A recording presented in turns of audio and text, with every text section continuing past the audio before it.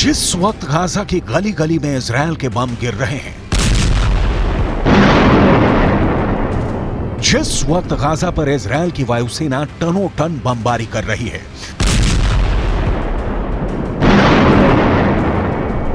तब यहां के एक अस्पताल के बाहर जमाल अल दुर्रा अपने 2 भाइयों की मौत के बाद उसकी आत्मा की शांति के लिए दुआ कर रहे हैं।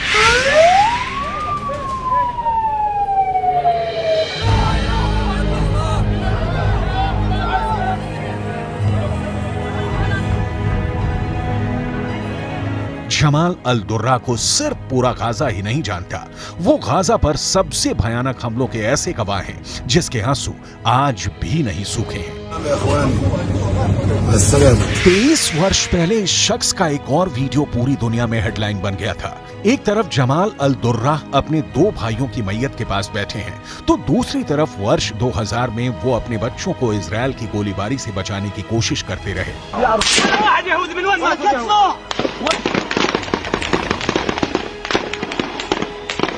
आज इजराइल की बमबारी में जमाल के 2 भाई खत्म हो गए। 23 वर्ष पहले इजराइल की सेना की गोलीबारी में उन्होंने अपने 12 साल के बेटे मोहम्मद दुर्रा को खोया था।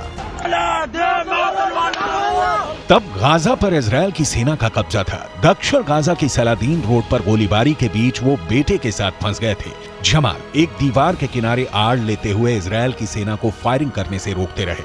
उनका बेटा उनसे सटा हुआ था और फिर गोली उनके बेटे को आकर लगती है। वो फौरन दम तोड़ देता है। जमाल अल दुर्रा जिंदा थे, लेकिन अपने सामने बेटे को आखिरी सांसें लेते देखकर वो भी अंदर से खत्म हो चुके थे। आज इजराइल की बमबारी के बीच जमाल ने अपने 2 भाइयों को खो दिया है।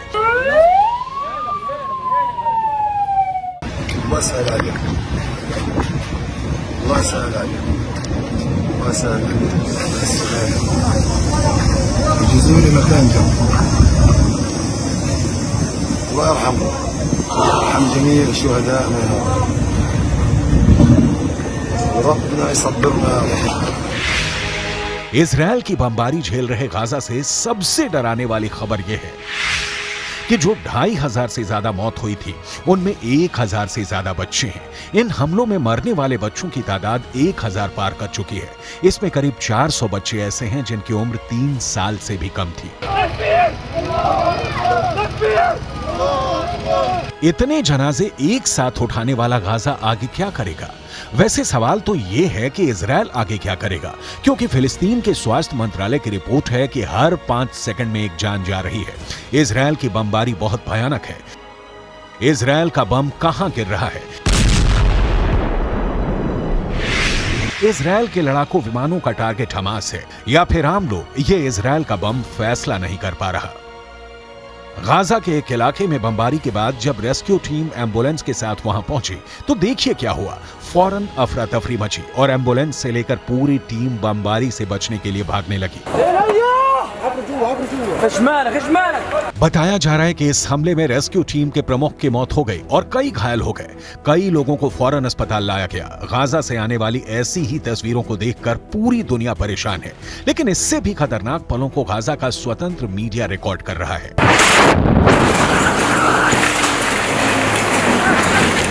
गाजा के एक अस्पताल में दिन रात काम कर इस डॉक्टर को पता चला कि उसके घर पर बम गिरा है और फिर कई लोग अस्पताल लाए गए हैं। वो उनके पास फौरन पहुंचा, दिलासा दिया कि सब कुछ ठीक हो जाएगा। इसके बाद ये डॉक्टर दूसरे कमरे में जाता है तो वहां अपने बेटे की लाश देखकर उसके होश उड़ जाते हैं। कुछ देर बाद ये डॉक्टर अपने आप पर काबू रखकर फिर से बेटे की लाश देखने पहुंचता है। साथ में पत्नी भी है। सब बुरी तरह रो रहे हैं, लेकिन डॉक्टर सब्र रखे हुए हैं। इसीलिए कहते हैं डॉक्टर बहुत हिम्मत वाले होते हैं। उनका पेशा ही ऐसा होता है, बहता हुआ खून, दर्द से कराते लोग। लेकिन जब किसी डॉक्टर के सामने अपने ही बेटे की लाश हो और वो रो भी ना पाए, यही गाजा का दर्द है जो इजराइल की बमबारी के बीच बार बार उभर कर पूरी दुनिया तक पहुंच रहा है। इस वक्त गाजा में 8 से ज्यादा डॉक्टर इजराइल की बमबारी में मारे जा चुके हैं, क्योंकि इजराइल का बम हर तरफ बरस रहा है। गाजा पर इजराइल की लगातार बमबारी जारी है। पूरी गाजा की सीमा पर इजराइल की सेना तैनात है। माहौल बहुत तनावपूर्ण है क्योंकि 2005 के बाद पहली बार इजराइल गाजा में घुसने की तैयारी में है, लेकिन अब तक जो हमले किए गए हैं वो एयर स्ट्राइक और कुछ दूरी से तोप के जरिए ही किए गए हैं और अभी इंतजार है घुसने का इजराइल को गाजा के अंदर। टारगेट सिविलियन है या हमास, इसका फर्क कर पाना उसके लिए मुश्किल हो गया है। गाजा में 2500 से ज्यादा मौत होने के बाद बेंजामिन नेतन्याहू के पास अपना रिपोर्ट कार्ड दिखाने के लिए कुछ नाम हैं जो हमास के खिलाफ बड़ी चोट कहे जा रहे हैं। इजराइल का खूनी छापा अब बड़े बड़े दावे कर रहा है। नेतन्याहू के खूनी छापे में हमास के कई कमांडर मारे जाने का दावा किया गया है। 7 अक्टूबर के बाद से इजराइल गाजा पर लगातार बमबारी कर रहा है। हजारों टन गोला बारूद से गाजा को समतल किया जा रहा है और अब हमास के जिन कमांडर को खत्म करने का दावा किया गया है उनमें हमास के नुखबा ग्रुप का कमांडर अली कादी है। इसमें हमास के नुखबा ग्रुप का एक और कमांडर बिलाल अल कादरा है। इसमें दक्षिण गाजा का मिलिट्री कमांडर मोइताज ईद है। इसमें हमास के अंतर्राष्ट्रीय संबंधों वाले विभाग का प्रमुख जकारिया अबू मामर है। इसमें हमास के वित्त विभाग का चीफ जुआद अबू शमाला है। इसमें हमास के कम्युनिकेशन और सिग्नल विभाग का प्रमुख मेराद अबू मेराद भी है। האחריות שלנו עכשיו זה להיכנס לעזה, זה לבוא למקומות שבהם החמאס נערך, פועל, מתכנן, משגר, לפגוע בו קשה מאוד, בכל מקום, בכל מפקד, בכל פעיל, להשמיד תשתיות, במילה אחת, לנצח. गाजा में हमास के कई कमांडर मारे गए हैं, लेकिन हमास की असली लीडरशिप तो कतर में बैठी है। ऐसे में गाजा में हो रहे बड़े बड़े हमलों से हमास को पूरी तरह खत्म करने का इजराइल का मिशन क्या पूरा हो पाएगा? ये ऐसे सवाल हैं जिसका जवाब इजराइल की जनता भी जानना चाहती है और अमेरिका के विदेश मंत्री एंटनी ब्लिंकन भी जानना चाहते हैं। ब्लिंकन 5 दिन में दूसरी बार इजराइल पहुंचे तो इससे गाजा इजराइल युद्ध की बढ़ती हुई रेंज और इसके एक बड़े युद्ध में तब्दील होने के खतरे को समझा जा सकता है।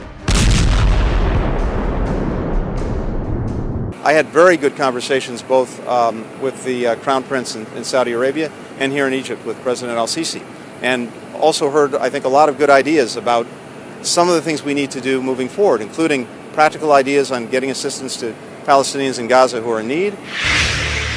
गाजा पर चढ़ाई के लिए इजराइल की फोर्स ने उसे चारों तरफ से घेरा हुआ है। गाजा के बाहर इजराइल के टैंक गोले बारूद के साथ खड़े हुए हैं। कमांड सेंटर से जैसा ऑर्डर आया ये उसके हिसाब से आगे बढ़ेंगे, कोई कमी न रह जाए इसके लिए बैकअप फोर्स भी पहुंचाई जा रही है। इजराइल से गाजा की तरफ जाने वाली हर सड़क पर इस वक्त बहुत ज्यादा तनाव देखा जा सकता है, लेकिन इससे पहले नेतन्याहू मोर्चे पर जा चुके हैं। वो इजरायली सैनिकों से कह चुके हैं कि दूसरी स्टेज के लिए तैयार रहें और गाजा में इजराइल पहले से भी खतरनाक अटैक के लिए खुद को लैस कर चुका है। अब इजराइल के कमांडर इन चीफ जाकर बता रहे हैं कि हमास को किस तरह खत्म करना है, लेकिन दूसरा सच ये भी है कि गाजा में फुल स्केल ऑपरेशन वाला मिशन अब तक शुरू नहीं हुआ है।